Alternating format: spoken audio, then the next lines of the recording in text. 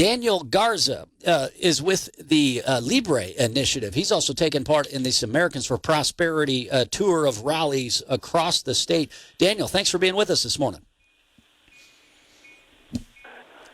Oh, I'm sorry. Hold on one second. I got the wrong phone line potted up here. I'm trying to multitask. Here we go. Daniel, I've got you now. I apologize. Oh, okay, no problem. No, thank you, Aaron, for having me on. It's an honor to be on with you, and it's my first time in Montana. I grew up in Washington State. I don't know how I never got over here. It's the weirdest thing, but here I am. Well, tell everybody back in Washington State, Montana is awful. You don't want to move there. Well, actually, the eastern part of Washington State are very similar to the folks here in Montana. That's true. So there's that. That's true. It's still America in eastern Washington. That's right. Well, tell us about the LIBRE initiative first before we talk about your rallies here in Montana. Yeah, it's a nonpartisan, nonprofit organization that advances really the policies and the principles of a free society.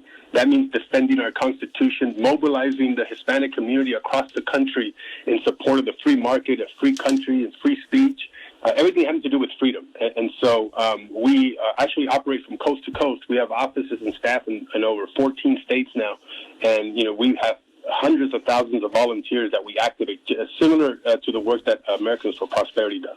Yeah, well, and it's remarkable too. I was speaking with we were talking about Cuba and the pro-freedom Cuban American rallies that are taking place, and I think it's a broader trend that Hispanic Americans and I know some people don't like the term Latino because Central America, South America, there are vast differences in culture and across every single one of those countries, but nonetheless, if you wanted to talk about Hispanic Americans in America, I think they are more and more joining this liberty movement. Do you get that sense?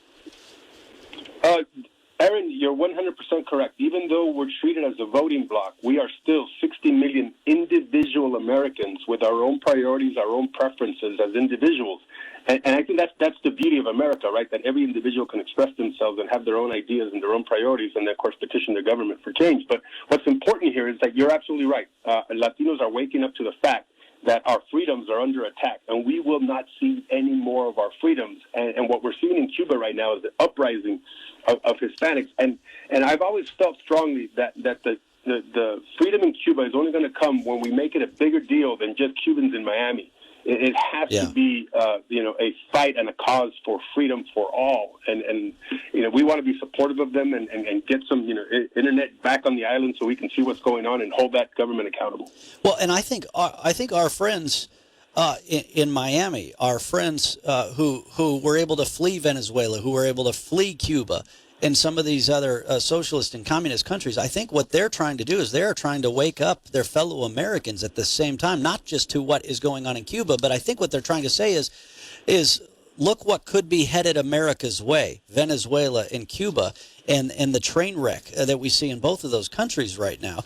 And I think that's what's so key about this rally. So Americans for Prosperity has been on a 3-city tour here in Montana, a tour to preserve the filibuster. You were in Missoula on the 3rd. You were in Bozeman last night. You're going to be in Billings tonight, 6 to 6:30 p.m. on the Yellowstone County Courthouse lawn. But basically, if the Democrats in the Senate do away with the filibuster, statehood for D.C., pack the Supreme Court, I think that will put us on the path towards a Venezuela-style situation if we're not already heading in that direction right now.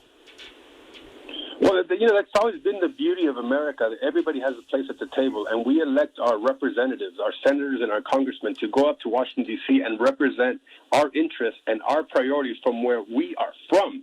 The filibuster would actually shut out, one party from actually participating in amendments in the debate process, and the filibuster has always welcomed that, right?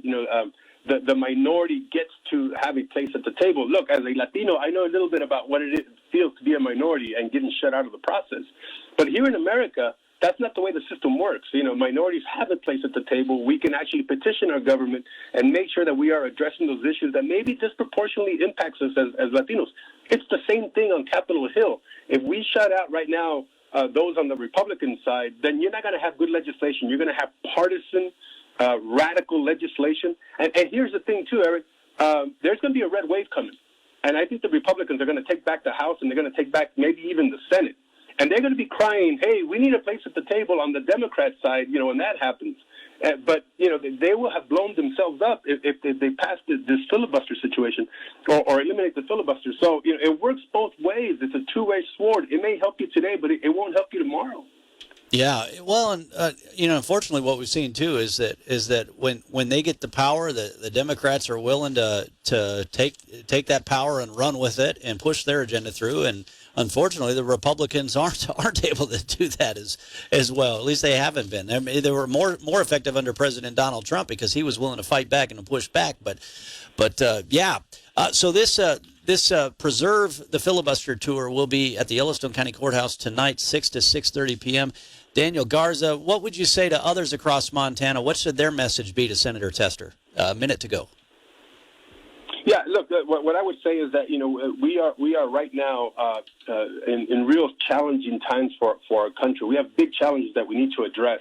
And it needs, I think, a spirit of cooperation, a spirit of Americans coming together to solve the issues that we know how to solve. But if you're going to worsen the divide, worsen the polarization that is in Washington, D.C., we're not going to have legislation that helps everybody rise. And right now, we all need to come together to remove those barriers that help everybody rise, whether, we're Latinos or blacks or whites. We are interdependent with each other. We need a thriving Latino community to have a thriving America, and a thriving America to have a thriving Latino community. I understand that. And look, it's the same thing for left and right, conservatives, liberals, Republicans, and Democrats. We have to come together. Do not eliminate the filibuster. No more of this mob rule, right? Everybody. Yeah, no more of this mob rule. Daniel Garza, greatly appreciate your time. Thanks for being with us. Hope you enjoy your tour.